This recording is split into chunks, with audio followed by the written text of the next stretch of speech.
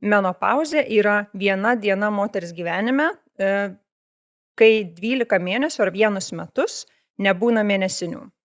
Tai yra ta viena diena gyvenime. Viskas iki to yra premenopauzė arba perimenopauzė, o po to yra postmenopauzė. Tai vidutinis menopauzės amžius, kada ištinka jau ta menopauzė, ta viena gimtadienio diena, kai nėra mėnesinių, yra vidutiniškai 51 metai. Normalu, kad menopauzė gali atsirasti tarp 45-55 metų.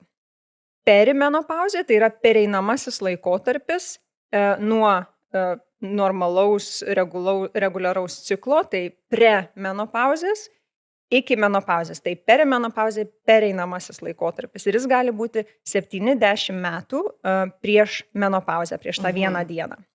Labai ilgai. Labai ilgai.